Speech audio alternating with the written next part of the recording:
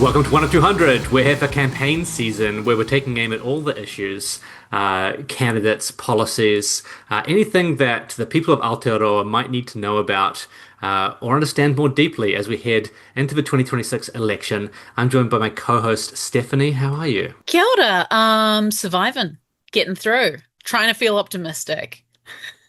Look, it's winter, you're in the capital. That's an incredible response to your conditions. The bar is in hell, and I am over the bar. Wonderful. And our guest for today, Bianca Beebe, Chair of Fired Up Stilettos. How are you doing, Bianca? Yada. I'm doing much better than that. I live in Queenstown, so it's majestic and snowing here in the mountains. I can see from my window that people come here to ski on to enjoy winter instead of suffer through it. So yeah, just here humble bragging. Yeah, I mean that's raising the bar for the rest of us. But maybe we can live a little bit vicariously through it as well. Today we're talking about some interesting organizing that Fired Up Stilettos is getting over the line relating to, I guess, contract law and the way that some pretty specific workers' rights operate. I think probably for our audience who haven't encountered your Fired Up Stilettos, maybe the best place to start is just a quick kind of intro around what it means that you're the chair of this organization and what the organization actually is. Kia ora. I am Bianca Beebe. I'm the chair of Fired Up Stilettos. For full disclosure, I'm also a candidate for Opportunity Party, but I'm not here in that capacity tonight. And instead, I'm here to talk about Fired Up Stilettos and our organizing process. So, Fired Up Stilettos is a sex worker advocacy group. We formed in 2023 from a stripper rebellion. 19 Woo! dancers were 19 dancers were fired from Calendar Girls under very disagreeable circumstances, particularly since it was live on Facebook. And we have since engaged in quite a lot of legal work, right? So, very much in the system, changing laws through the parliamentary process, a lot of that kind of political lobbying. And then we also have supported workers when they have been disciplined or fired in ways that are quite unfair. Although it started off as a stripper rebellion, most people in the collective do a whole mix of sex work. And so we, collaborate with anybody under the red umbrella. The name of the bill we're going to be talking today about is it's one of those ones where people just like you talk about and their eyes just glaze over. Yeah, it wasn't Co very creatively named.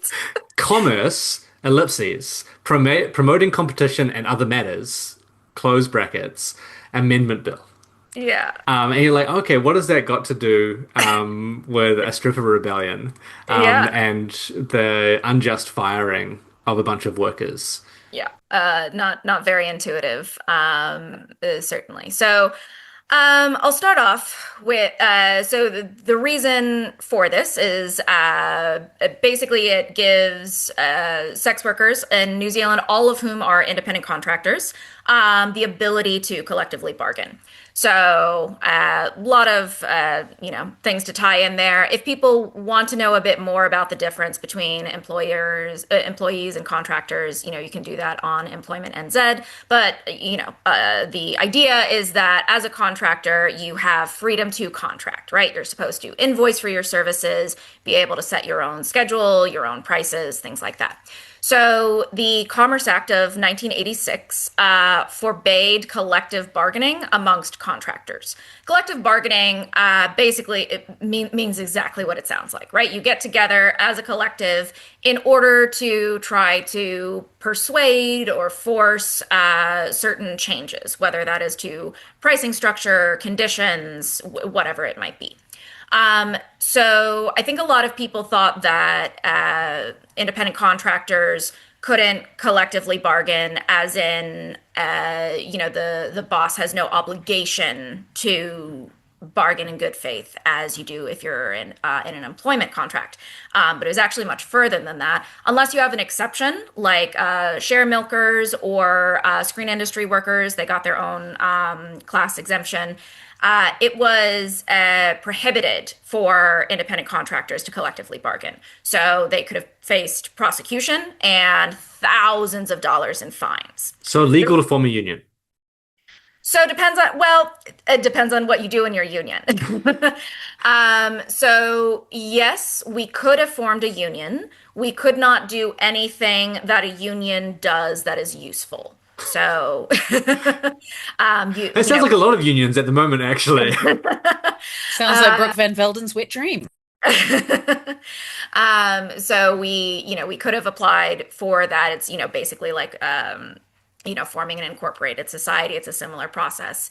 But the Commerce Act of 1986 saw collective bargaining amongst independent contractors because as a contractor, you are not only a worker, you also are your own business. So when different businesses collectively bargain under the old Commerce Act, that was seen as illegal price fixing, like cartel-like behavior, right? Right. And normally we see this on really large scales, right? Like ARNZ a couple years ago was fined, I think, like $7 million for price fixing to do with fuel prices, things like that, right? So it's usually these really, really large industries that have an outsized influence on market competition and consequently prices for consumers. And in general, it is good that you do not allow businesses to engage in cartel behavior and price fixing because it makes everything more expensive for consumers and it reduces any hope of competition between businesses.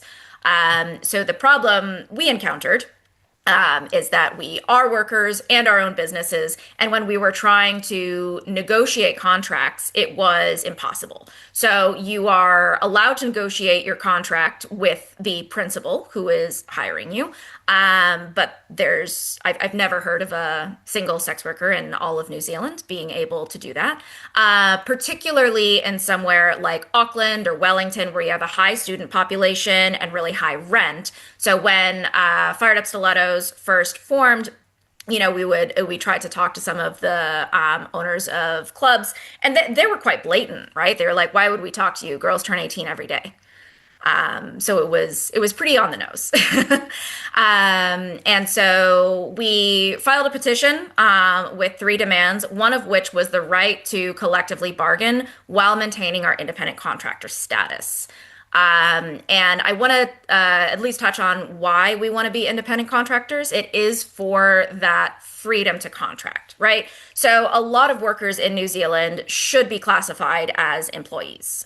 They are misclassified as contractors so that the principal can avoid paying taxes, benefits, all that kind of So stuff. this is right? like Uber or courier drivers and Yes, things like that, yeah. which we've seen in the news previously, Yeah, right? so courier drivers being contractors is quite surprising and bizarre, right? So, when we had initial meetings, including with Brooke Van Velden, as you mentioned, and several other people with labor portfolios and workplace relations portfolios, they immediately said, "Why are you guys not just trying to be employees? Why not apply for reclassification?" And that is because in any kind of sex work, you want to have dictatorial control over your labor, right? You want to be able to refuse to engage in services with anyone for any reason. And that's a very, very important safety feature that is, unique to sex work, right? So it's probably pretty fair that if you are an employee barista and you refuse to serve coffee to somebody because you don't like his vibe, it's probably fair that maybe you have a discussion with your manager about that. Whereas if you are a sex worker, it's very important that "I don't like his vibe" is good enough. Right. So it's a bit of a unique situation. Other countries that have decriminalized have handled this a bit differently. Belgium decriminalized in 2022. And they allow both employees and contractors have very similar rights. They have dealt with the consent issue for employees in a very weird way, quite honestly. So contractors, you're always allowed to, technically you're always allowed to refuse whatever services you want. And practice, of course, that's different in an applied sense for a lot of people. But for employees, particularly in Belgium, you have very strong labor rights laws. So there was that question of how do you protect somebody's ability to consent while also saying it probably doesn't make sense for someone to be able to refuse to do their job in perpetuity, and also they can never be fired. And so they dealt with this by saying there's basically a limit to how many refusals without any question per month. And after that, like a labor advocate from their equivalent of the Department of Labor comes in for some kind of a mediation. I think they set the number at 10 or something like that. And when I was talking to Utsopi, who was there, one of the groups that really organized this, I said, "How did you come to that number?" And they were like, "Completely out of a hat, made up." Basically, the government said we had to have a number. There had to be a limit somewhere. So we decided on that one, and it's never been tested legally. We don't know what will happen, but it was just a thing that was put in. We, I think, took a very pragmatic look at New Zealand labor law and did not see any potential for there to be room in our employment law for you to be an employee who could refuse to do your job and also be protected from firing. That seemed very unrealistic. So we are instead fighting for our independent contractor rights. I guess the other thing is in the current environment, with workers' rights kind of being quite overtly stripped away over this term, kind of putting yourself in that space instead of creating new rights is almost a risk as well. It could be, yeah. There's quite a lot of things that the government has done that I would contest and have quite a lot of problems with. This podcast is only supposed to be an hour.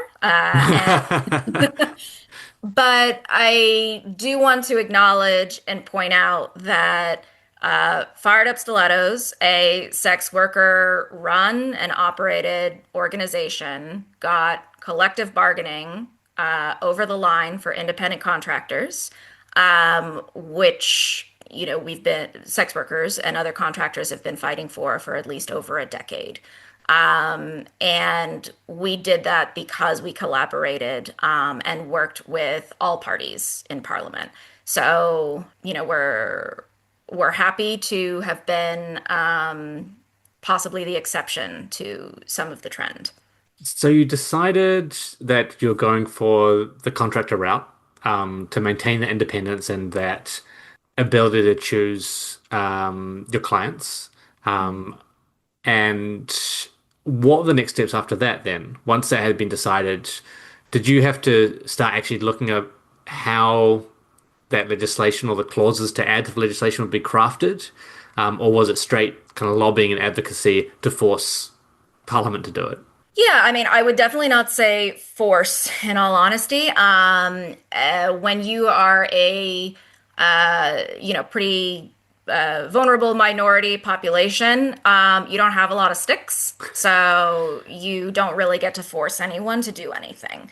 So you have to be pretty careful about how you engage with people, and we engaged in really extensive lobbying from the get-go and always talked to anyone who would take a meeting, because all, political organizing is about relationships. So even if we weren't immediately going to get something that we wanted, if we have a good interaction or a good conversation with somebody, that is, something that can be banked for later.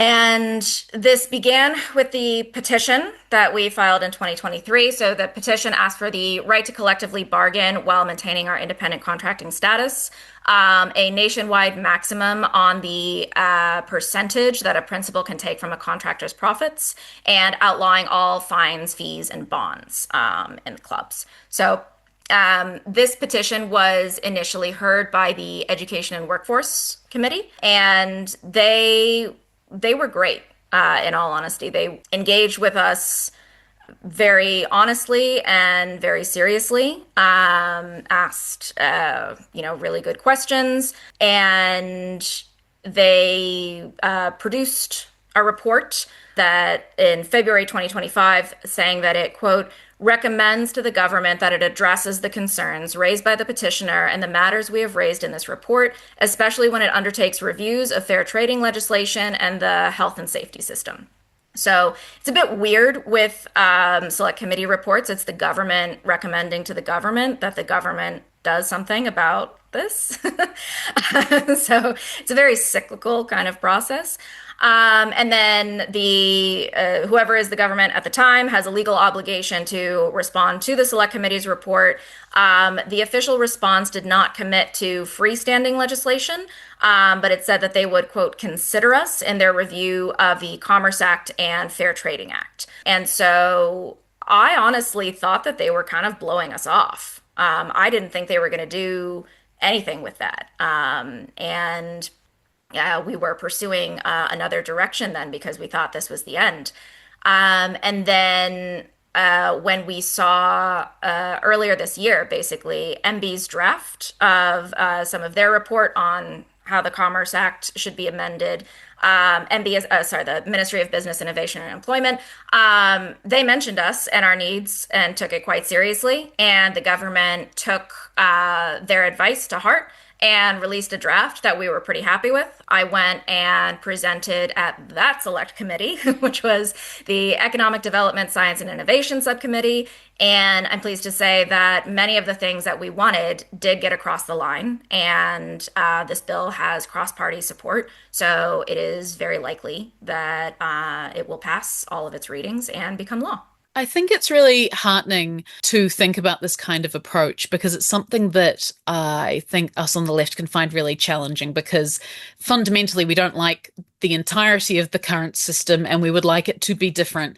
But that's not an achievable thing in anyone's lifetime. So sometimes finding the ways that you can work within the current system to adjust its settings, to move closer towards justice, it's actually the win that you can take. And maybe it's not quite as satisfying as overthrowing all capitalism, but given what's achievable and what's not in this lifetime, I find it really heartening sometimes to see campaigns that actually go, what is a material change we can make? And one that, as you say, can have cross-party support, because even though I, as a screaming lefty, obviously have thoughts about the independent contractor model and how often, as we said with couriers and stuff, it's effectively a false kind of construct. It's pretending that there's a freedom to bargain or withdraw labor, which simply doesn't exist for a lot of workforces. But the fact is, there's a lot of right-wingers who fully believe in it. They fully believe that you should be able to have this freedom and this independence. And when someone can say, well, actually, in this situation, it's not meaningful and it's not real, then yeah, you can get them on board. And maybe they're not the people who you would have thought would be the most enthusiastic supporters, or maybe it's not the way you think the change might get made, but it has a material impact. And that's honestly pretty fucking good given the current state of the world. Following up on that, as everyone can tell from the accent, I grew up in the US. And so I frequently struggle in Aotearoa when people will refuse to engage with one person or another or one party or another. First off, because there is no left here. Everyone is some description of classically liberal. Right? So the idea that there is a left and a right bloc, I think, is a bit silly. Everyone is on the classically liberal spectrum, which is not left. And additionally, you know, I'm from Florida, not only America, but Florida, right? I'm so sorry. I know, commiserations, thoughts and prayers. And so everyone in this country is well to the left of the mainstream Democratic Party that I grew up with. And that I have also, had to deal with politically. So, I really dislike how American politics can become the benchmark of so many things. And sometimes when you're an American, you sound like an old man, who's like, oh, I, trudged through 20 miles of snow to get to school when I was a child. You can't complain, and I don't want to do that. There are very serious grievances here. But, for contrast, After I got my master's degree, I got it from Johns Hopkins, which is in Maryland, which is a, well-educated, reasonably, progressive state, however you want to define that. And I was working for an LGBTQ organization, and I think this was 2022, something like that. The post-COVID years are a bit of a blur. And sodomy was decriminalized nationally in the United States in 2004, but that doesn't mean it was struck down from all state law. So, two gay men were arrested for sodomy in a private location. And I was engaging with the state Senate committee, trying to remove this from the state law, because it, means that you can't harass gay people as much. And literally in the year of our Lord, 2022, I had to take seriously, from sitting senators, the concern that removing this anti-sodomy law would encourage bestiality, right? So, Yep, we've had that one here too. yeah. Shout out Act Party. So, we have in New Zealand one of the most conservative governments that we've seen in many decades, and they were all universally polite and engaged seriously with our concerns, and several of them, really went to bat for us, in what we were asking for. So it's a delicate balance between not wanting to wash away some of the things that are happening that I really disagree with, while also refusing the kind of nihilism that I That's the word. sometimes see, if you are a political or community organizer and, you see a government and you're just like, oh, okay, well, nothing to do but wait 3 years for an election, like skill issue. There Ah, is, the Labour Party motto, you mean? and Labor were excellent to us as well, and also really helped us and engaged with us really seriously. So this was, I think, just a good example of how we can do better here in this country, and you need to reframe your argument in different ways to appeal to different people, right? When I'm, talking to parties that like to label themselves as the left, I'll talk a bit more about labor rights. When talking to people who, are a bit more either socially or economically conservative, this is an issue of freedom of contract and pro-competition, right? And as sex workers, we are workers and our own businesses. So both are true. I don't really care why someone ends up supporting our collective bargaining ability. I just care that it gets across the line. It is this really interesting, I guess, dichotomy that speaks to about that kind of inside-outside activism, right? Where there's also a lot of PR and media work being done by Fired Up Stilettos that I imagine you would have had to be crafting quite specifically to allow you to operate kind of in the halls of power, or however you want to frame it up when talking to legislators. They'll give you the ability to have those kind of shifting discussions and appeals to different values on the basis of what they wanted to hear, or what they would agree with, right? So how do you find that balance when you're also looking to get that public buy-in, get like some really loud voices behind you? Because in a lot of activism of that, when we're talking about social issues, it does lean heavily left, right? And you end up in a lot of spaces and using a lot of language that can almost preclude you from working, for example, with the ACT Party, if not the National Party necessarily. But so, how do you find that balance, or was there like an understanding among MPs and among the different administrators with the select committees and the like, that there was that conceit? Couple things there. I guess starting off with, I am grateful that at least in this country, I have not experienced legislators being cruel just for the fun of it, right? Just because they enjoy watching someone squirm, right? I think that's not really a thing that we have as quite pervasively in this country. And so, when we, like the entire collective came and gives testimony about some of the things in these contracts, right? Being fined $500 for rudeness to management. And then you not only have lost your money, you're indebted to the club.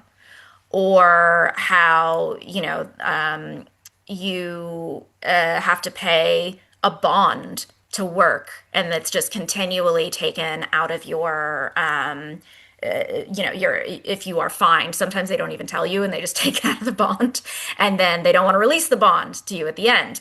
Or there is a story we released, I think it was in RNZ, a year or two ago, about a club in Dunedin that had a clause in its contract that said that if a customer is dissatisfied with a service, that you need to either do it again or refund the club, right?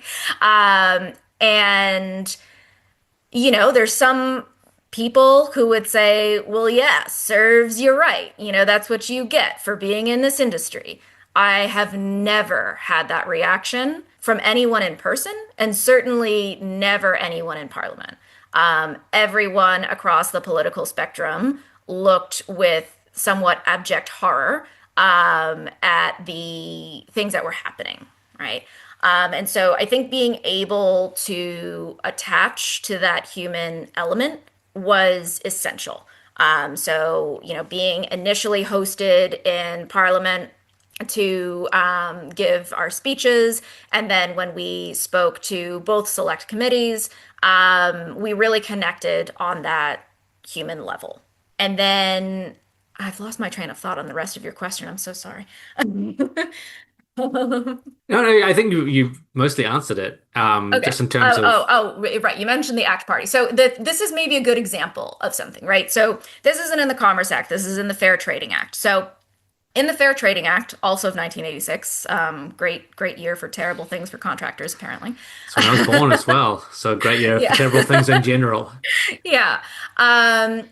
Only the Commerce Commission is allowed to challenge a term as being unfair, and unfair in like a legal sense, right? That you are literally, as a business, not allowed to put that term in a contract.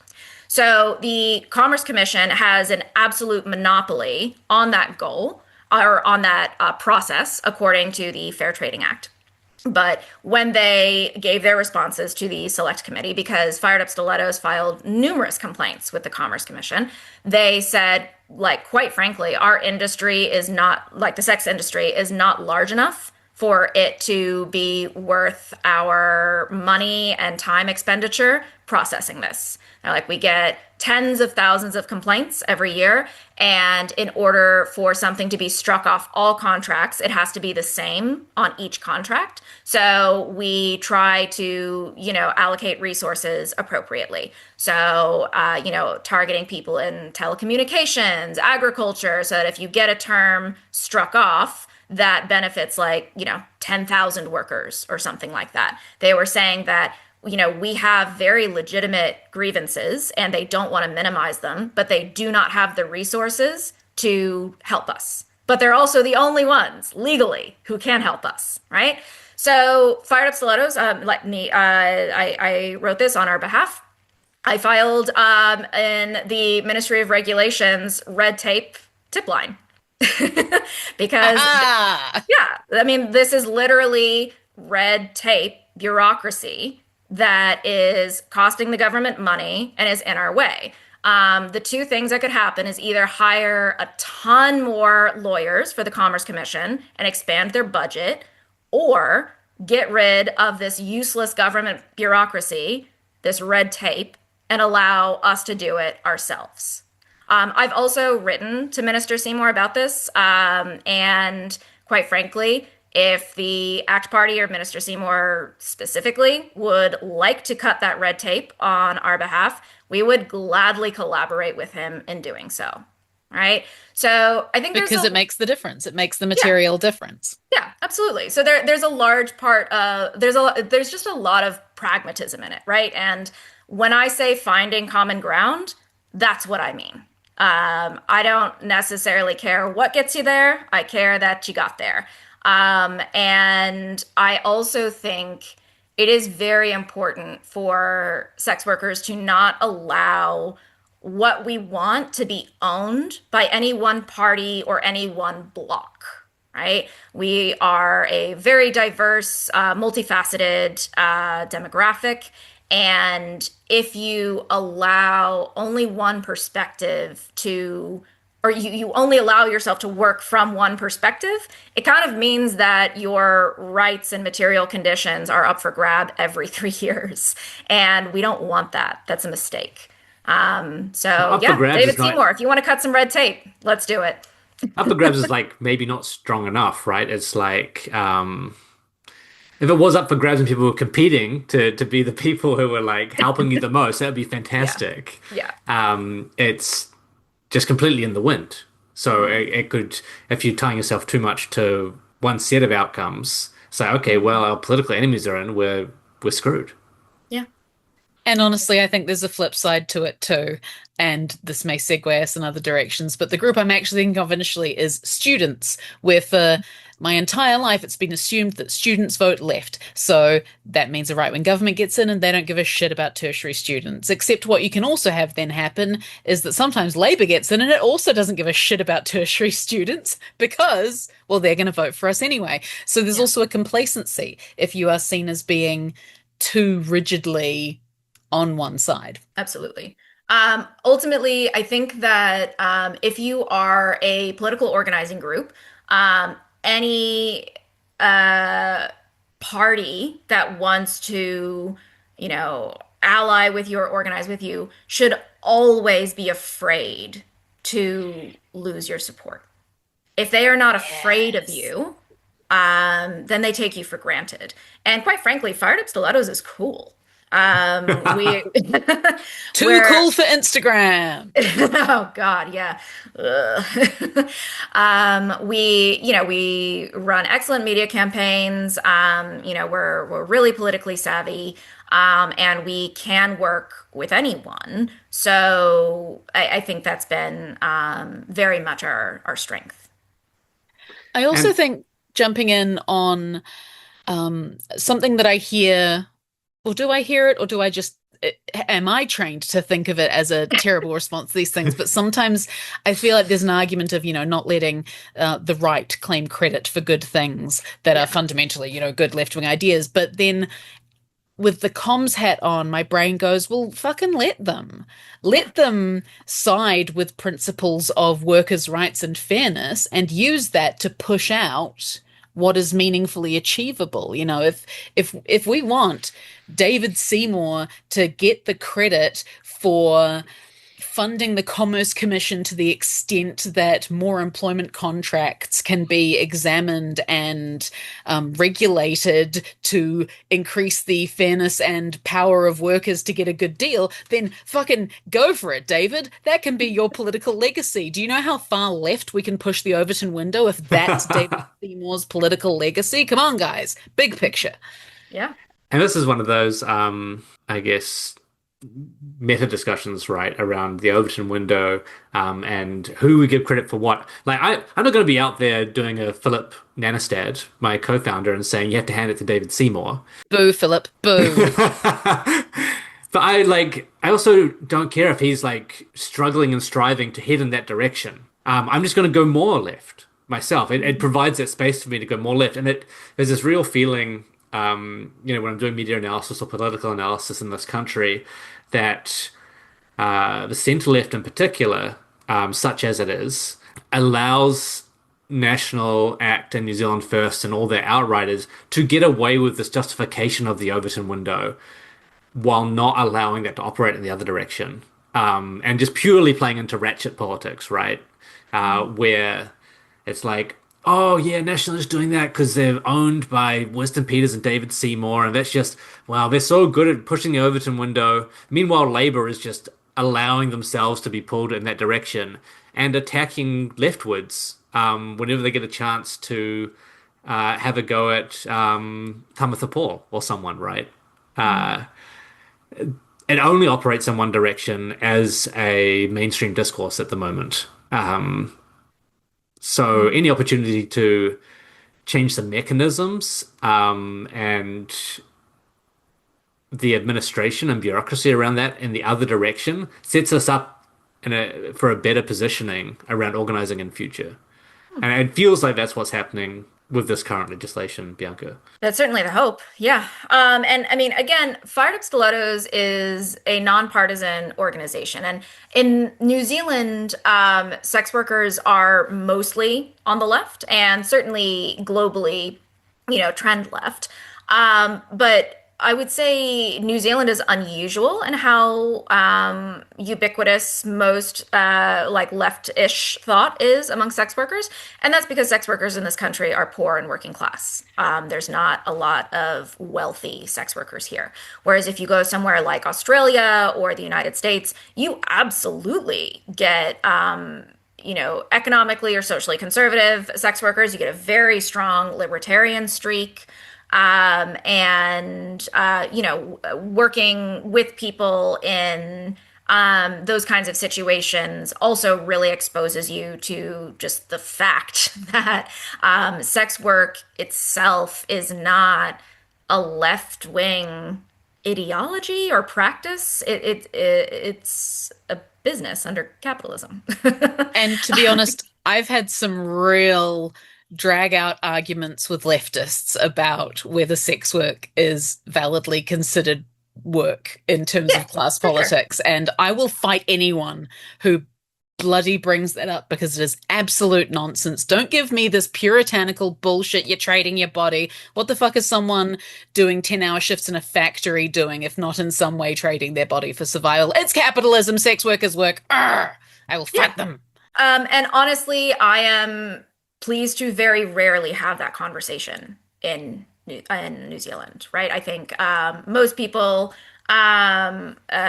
get that sex work is work, and it's really not controversial.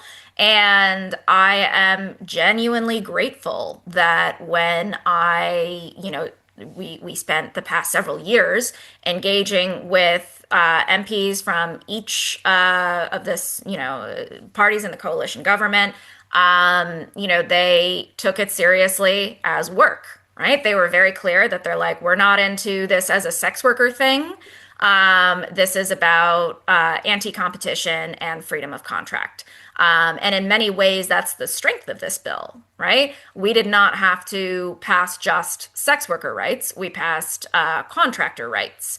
And in many ways, that ended up being a kind of a different kind of respect because it didn't exceptionalize us. We're just contractors. We're just workers. Yeah. And I I think mean, you've sometimes the touched left, another one of my hobby horses, so I'm just going to talk over Kyle because no, it's no, misogynist to interrupt me, Kyle. no, Um, absolutely.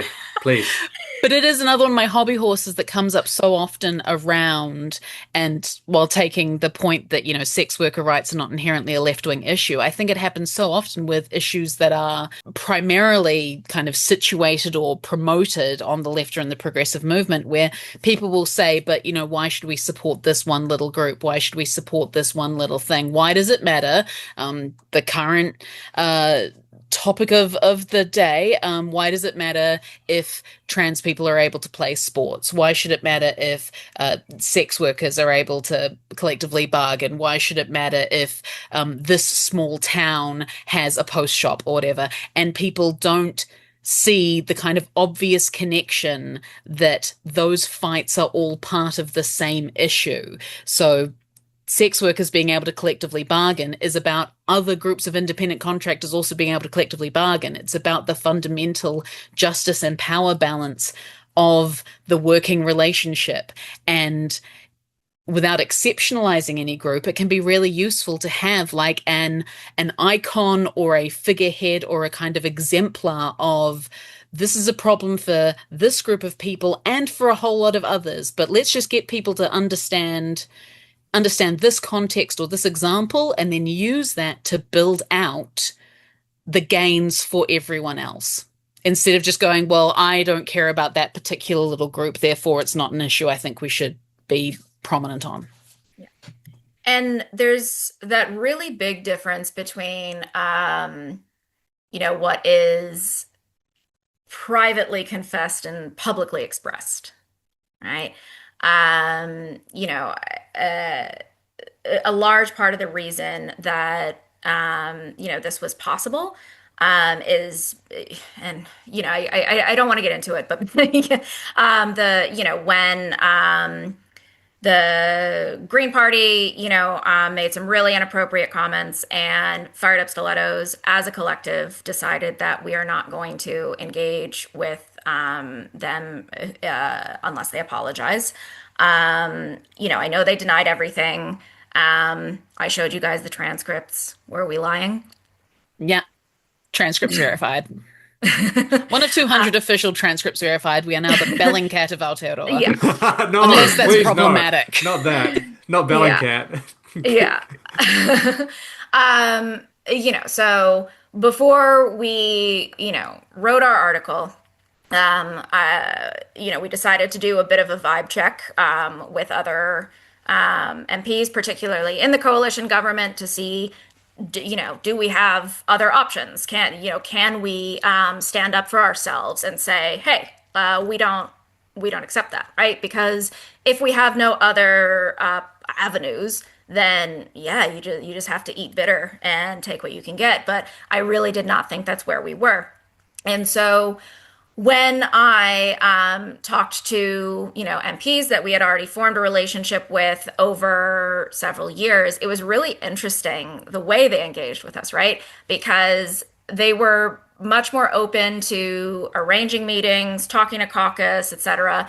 Because, and I was very vague with them, but I'm like, the Greens are in an exceptionally risk-averse place, so we're kind of moving on and looking to see what kind of government bill we can do. And they were very clear that they're like, we don't want to do the media thing that the Greens did, right? We don't want to protest in front of Parliament. We don't want any of that very public. We're not here as a sex worker rights thing. We're here for freedom of contract and competition amongst independent contractors. You've made a very, reasonable, conservative argument for what we do advocate for. And one of them was so blunt as to say, and then, I really appreciated their candor. They were like, we don't want any media on this. This is not a thing we're going to highlight. We're not a new sex worker rights party. Quite frankly, we are not going to win any votes being associated with a bunch of strippers in an election year. We'll help you because it's the right thing to do. And then they did, right? So I think that that's important, and that I hope sets a new bar for what people who are trying to engage in this, very in the system, slow political practice thinks they can get done. Yeah, don't give up before you try. And it's so dependent on those relationships, right? It would not have worked had we not spent time being annoying to MB, to the Commerce Commission, to any minister who would take a meeting, right? And approaching and being very, very polite and kind and making sure to construct arguments in a way that everybody gets a win. And if you guys want, I'll go over some of the details in the bill because it's significant, I think that'd be great. I think one of the things which is really useful is this kind of universalism kind of argument, right? Around not like there's the rant that Stephanie had on the hobby horse regarding Which one? the one where you talked over me, where Which it's one? no, we cut all the bits out that made it sound like that previously. So now the audience is just confused around certain groups owning certain things, right? But once you escape from that as well, it actually makes for better legislation. And that makes it easier from a legislative process and an administrative sense. If it's just like, no, this is just a blanket rule change. We're not having to build exceptions into it. We're not having to build around these other things, these other classes that we've created in other legislation don't have to be brought into it in different ways. It's just, this is the rules because this makes sense. And that frees up a whole bunch of stuff that, and I think to speak to what you had said as well, Stephanie, the way in which some communities, especially by what you call like the liberal left or liberal centrists or whatever, commodify or politically commodify certain identities just to be like, oh, that's our little chunk of votes, because we gave them this like really narrow legislative win. And it's like, okay, well, look, if we know that everything's broken, then we're not going to actually win anything without changing the structures. And to do that, it needs to be a universal change. So it would be great to hear some of the details around how that was put together, Bianca. Yeah, and before I do that, following on what you mean by the little wins, I think, one of the things that one of the reasons we made the decision that we did about the Greens and not doing a members bill specifically is because members bills very rarely pass. Right? The point of a members bill is to try to get a lot of social consensus, get it in the news, that kind of thing. And during that meeting, it was made explicitly clear over and over and over again that sex work was not something that they were going to allow to highlight. But that was the plan, right? When Ricardo, who we still have a great relationship with, he's an amazing ally and we're very grateful to him. When we made this plan, the idea was that, you put it in as a members bill and then it's Fuss's opportunity to use that as a way to get media around it and force this to be an election issue, force each party to take a position on it. And ideally, when it's in some kind of a coalition agreement, it's a bottom line, right? It's a lobbying strategy, right? Yeah, that's the idea. And then, and if it's a bottom line in a coalition agreement, then it becomes a government bill, and that's how it would actually pass, not as a members bill.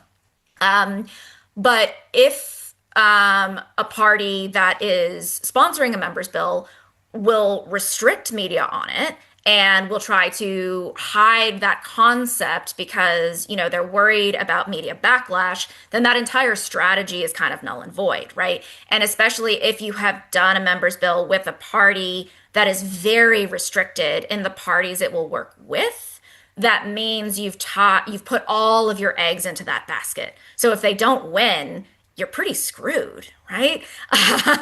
And also it gives you, a bit of stigma. I would say that, even before we made this decision, people were willing to take meetings with me in spite of my relationship to the Greens rather than because of it. And had that been that very clear tie, it would have been less likely that we would have been able to pivot. So our concern is that we would tie ourselves to one party that is very static in its political power, right? It cannot and will not work with a lot of people, which means it has very little leverage in any kind of a coalition agreement. And if you're going to do that, you need to make sure they're going to really, really fight for you and win.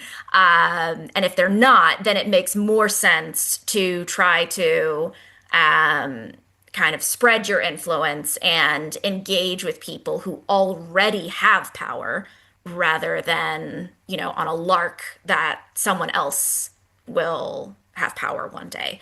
And we, on the like making sure you keep people afraid thing, we wanted to really make sure that we are not taken advantage of, right? No one gets to have the credit for being the sex worker rights party and talk to any sex worker that way. And I think that that is, a strong stance that we took. And again, I'll reiterate, none of the members of the coalition government spoke to us that way. Yeah, it's disappointing, eh? I do want to note that probably what's going to happen now is that one of the journalists listening to this is going to run the headline, Chair of Fired Up Stilettos wants politicians to be afraid. Yeah, well, okay. I think that all politicians should uh, fear loss of support from their constituents. You should never think that your parasocial relationship with someone is a true friendship, right? All of politics is an exchange. If you are a politician, you are a lever of power. And the exchange, with constituents or voters is that we vote for you if you give us this thing. If you are not giving us the thing, then we will retract our clout and our support, and we'll go somewhere where we can get what we want because that's what we're here for. Yeah, I think it's a lesson that a lot of constituencies in this country would do well to learn very, very quickly. And that's across the political spectrum, right? On to the I think there details. Oh, is, go. sorry, just jumping in on the clout thing and the fear thing, because it's not necessarily fear, but I think there is also something to be said that the opportunities to build the relationships and start the conversations does also come from a place of clout and from a place of having a genuine sense of there being a community behind Fired Up Stilettos and interested in seeing progress on that campaign. And I mainly say this from having worked in Parliament. And honestly, MPs and particularly government MPs get so many goddamn letters and emails from so many people, and there is a baseline filtering that happens. And a lot of that filtering is this an issue that people care about? And is this an issue people know about? And is this an issue that is aligned with our values? And being able to nail those is kind of the key to success, because anyone could email any member of this government or opposition and they're not necessarily going to get cut through unless they've got a good clear ask, which Fired Up Stilettos has always had, a good clear ask, a great case, a compelling story, and also the ability to get media and to stage an amazing protest on the Parliament forecourt if they need to. I was at the protest on the Parliament forecourt. It was so fucking badass. I loved it. Yeah, it was pretty Could not post any of my videos from it to the internet because, the shadow banning. But it was a great bloody time. Genuinely, if we can somehow arrange a protest at some point that has both people on X stages and one of like the union brass bands, that'd be badass. be great. Yeah. We don't really know what we're going to do with our social media. If anybody has noticed, Fired Up Stilettos on Instagram is no more.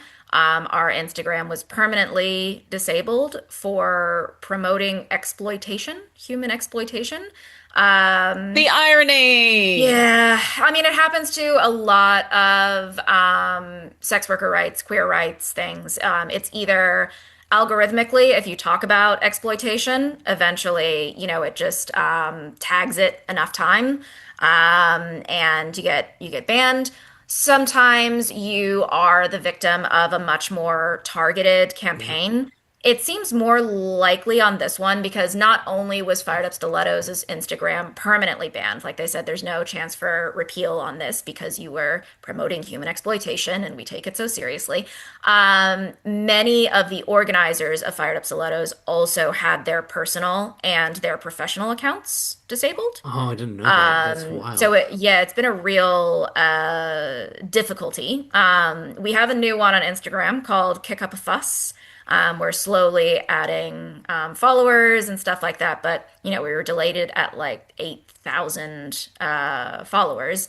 And it's, I could wax poetic about digital sovereignty for a long time. But both in labor rights and in digital sovereignty rights, sex workers have been at the forefront of both movements for a really long time. And I'm really proud of the incredible team that we have that managed to get something done in what most people say is rather unlikely circumstances. I'm going to have to do a quick run on the details Okay. of what's happening in the bill. 'Cause I am also aware that we are running out of time. I'm so Um, sorry. I no, blather a but it's lot. good because what I'd like people to know is like, okay, what are the actual changes happening, right? Yeah. That are probably going to be passed. But also what's next for Fired Up Yeah. Stilettos. Yeah, for sure. And on this note, we will be doing a webinar with the NZCTU on the 21st of July from 3 to 5 p.m. We'll post a link on our website and social soon, but that will also talk about the ramifications of this bill specifically for sex workers. So we will have a lot more information and stuff coming out. But basically, in the old Commerce Act, it prohibited our collective bargaining. We always technically had the option to apply for an exemption, but since an exemption application fee alone was $36,800, no, we Jesus did not. Christ. So, no, that was not an avenue we ever considered pursuing. So what this does, it introduces a new statute, what's called a statutory notification regime, which is very similar to ACCC in Australia. So basically, independent contractors can just notify the Commerce Commission of our intent to collectively bargain rather than go through a giant process. Um, and who gets to do that is restricted to basically like lower level contractors. So people who have a revenue of less than $3 million per annum, which I assure you is every sex worker in this country and every courier driver, right? So when I was initially speaking at EDSI, and I asked the Commerce Commission as well, and they thought that meant that the entire contract has to be $3 million or less. So I was like, oh, okay. So that, I mean, each club would basically have to have a new bargaining mechanism. And the EDSI's report clarified that no, it's 3 million per contractor. So that means that we can have a much larger contract extending throughout the country that applies to each kind of business. For example, there's some fairly large conglomerates that have taken up a lot of the industry, and they could negotiate a big contract together. The Commerce Commission is able to block it. Your right to collectively bargain, basically, if they think it's going to create stifle competition or unfairly affect the market in weird ways. So basically, there's a backstop. It also empowers the Commerce Commission to grant class exemptions for categories of low risk conduct. So that means they could place a class exemption for all sex work or something if they wanted to. That doesn't seem quite as useful since we're able to just notify them anyway, but the fact that they are giving so much power to the Commerce Commission and they're able to execute their discretion is really useful. And then finally, it gives the Commerce Commission discretion to waive or reduce application fees. So when I testified for EDSI, I noted that even if the application fee is $3,000, that's prohibitive for most sex workers in this country. It's not possible. So we needed clarity on, does each contractor need to apply individually, or can you do it as a group? And also, application fees are almost never set in statutory law, but I noted that if you make it even a couple grand, it's inaccessible and impossible. And so they clarified for us that you can apply as a group. So each club or the entire businesses, clubs throughout the Motu can apply together. And that is just one application fee, which is awesome. They said that in Australia, it's about $1,000, and that would be for just the application. So if that's spread out, between 50 workers or something, yen, that's fine. And the Commerce Commission also has discretion to just waive or reduce the fees. We pushed back on this slightly, saying that many times, things that cause financial distress to sex workers involve things involving sexual harm that are not really appropriate to talk about with somebody who isn't trained in that. And so we asked for the fees to just be eliminated at the get-go. They said no to that, but they did say you don't have to give a reason for your financial distress. You just have to show that you are. So, fair enough.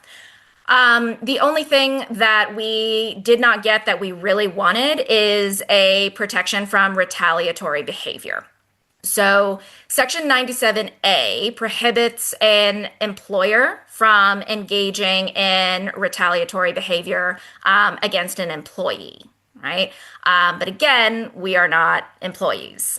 So Section 97B says that there is no victimization on the basis of, notifying the commission or engaging in its lawful behavior. So would that apply to us? It's unclear. So this is something that we pushed really hard for and we didn't get, right? So it's a good example of how you take the wins with the losses and you keep on fighting. So as it currently stands, we are allowed to collectively bargain. Could the club... Should it be voted into law? Yeah. Yes, if it is in this bill, we will have that right. So we would be able to bargain or announce to the Commerce Commission, and then the club or venue can still immediately fire people. Which isn't good. And so MB is actually the one who said that it can create a lot of really weird confusions between what's an employee, what's a contractor, if we possibly have the contractor equivalent of an unfair dismissal claim. So do we get protected against victimization? Both MB and Commerce Commission are unclear, and it seems like one of those things where if it happens, we're going to have to take it to court and, be a test case. But ultimately, as contractors, we are never going to have the collective bargaining rights that employees do, right? It's not how the concept of freedom of contract works fundamentally in law. So, as I said before, we're never going to have quite as many sticks. So you need to think a bit more about what carrots you have. And the technique we're likely to start with is, there are some clubs across the country that do treat their workers better than others. So if and when this passes, we'll likely approach those ones who we have formed a much better relationship with, who have much, either they don't fine, there isn't a bond, they have much fairer profit splits, and basically model the ideal scenario. So we'll start a collective bargaining process there, get that contract going. And if you model this in venues all over the country, the idea that it's impossible or you lose all this money if you do it becomes revealed as a much more specious argument, and hopefully creates that normalization and that outsized pressure where these really large players that have such an outsized influence in the industry aren't able to get away with what they've been getting away with for so long. It's basically the living wage campaign, but instead of people having a little sticker saying living wage employer, they have a little sticker that's like decent strip club owner in their window. And then people, when they're out in the town, they will know to look for the little sticker, and that's the club you're allowed to go to. Kind of, yeah. I mean, we have had several clubs who do treat their workers better ask us for that kind of like certification, basically. We've been resistant to this because we want to always maintain at least a somewhat antagonistic relationship with all clubs. And working conditions change so much depending depending Right. on management, that we really don't want to have some kind of a terrible situation where, Fuss said this club is great, somebody has an awful time, and, we encourage them to get into a really bad situation. So something like this, where we can say pretty agnostically, we're not saying this is one of the good ones, we're saying here's the contract, Yeah. is something that we would really value. And so that's kind of the next stage Those are the next following steps. the Once this legislation passes, when it passes. when It it was on the passes. order paper for a second reading and they didn't make it, so we'll see. Is there more political campaigning to be done, do you think, in terms of further legislative asks? Or will the focus mainly be on organizing within the sector? Um, well, if we ever, if the Fair Trading Act does get a reading, we're certainly going to campaign on that. That is something that they said they wanted to get done in this parliamentary session. So if it comes up, we'll do it. Um, if it doesn't and this passes, then we'll likely end up pivoting to the more community organizing and applying the law aspect. I believe very strongly that if you engage in any kind of community organizing, it is your obligation to win. Right? And that sounds really silly because it's not Yes. always in your control, right? But you cannot have this constant treadmill of, oh, we're trying, we're trying, we're trying. You have to give people a win. And if you're unable to win, then, that sucks. Do something else, step aside, Yeah. whatever it is, right? But this is something that we won. We're really proud of it. And we need to be able to have some demonstration of using it effectively while continuing to fight for more. Like that will never end. And what we fight for will depend on, emerging political conditions. But also, it would be really heartening and cool to be able to model some of what we can get and some of the behavior that we want to see. I Yes. just wanted to jump in as well with you talking about the rewrite of the Fair Trading Act. I think that's another element that, because there's often not a lot of literacy about the machinery of government on the left or in progressive movements, people often underestimate the power of a legislative rewrite. Like not getting a new, shiny, ban this terrible thing bill across the line that gets you a really cool headline. But when governments go, or when Parliament goes to look at a big old bit of legislation, there's so much opportunity to just get little tweaks, little material changes. And another iconic example is getting self ID for trans and non-binary people through the Births, Deaths and Marriages Act. That was a rewrite. The point of that was to make the law more streamlined, logical and modernized, but there was an opportunity in there to make a little change rather than if that had had to be a whole single issue campaign that would take a huge amount of time and effort and maybe not get over the line because it was seen as more polarizing. I think that's such a smart approach that people don't think to take because we've watched too many goddamn movies and Aaron Sorkin TV shows where it has to be about the one fight you're fighting with the big dramatic speech at the end. There are all of these bureaucratic ways to make good change, and they don't get you the glory, but they make the actual difference in people's lives.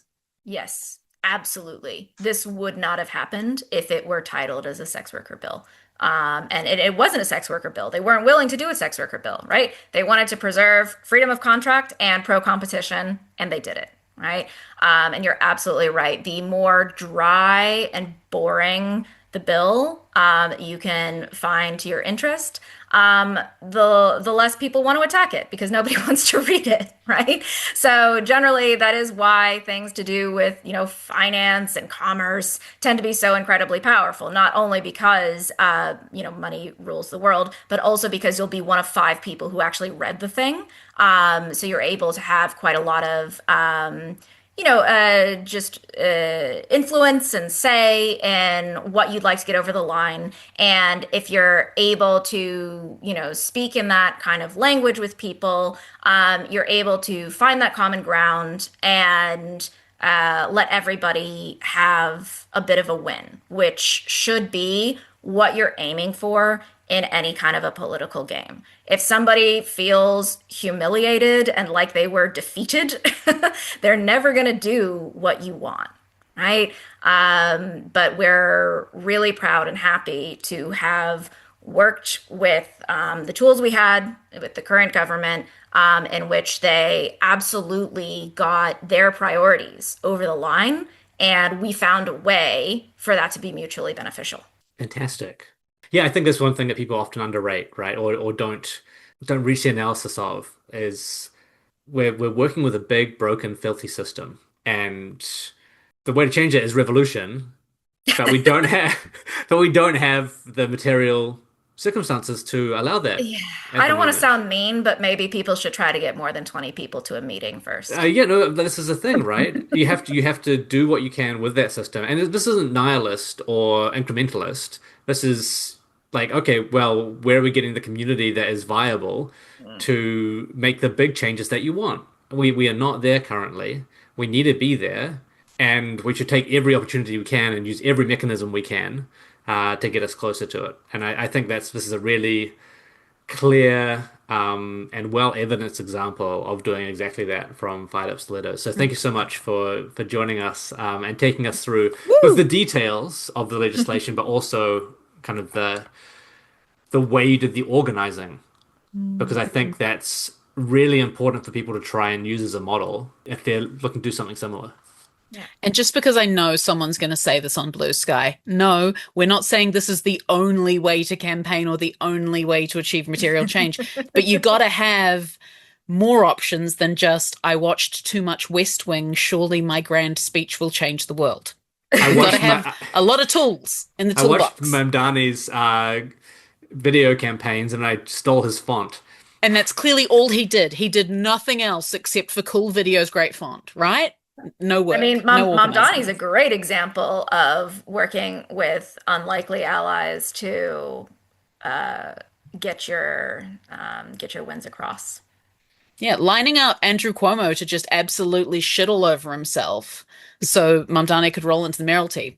Genius. I Incredible. mean, but also since his mayoralty, right? The governor is about as neolib, old money pleasing Democrat as they come.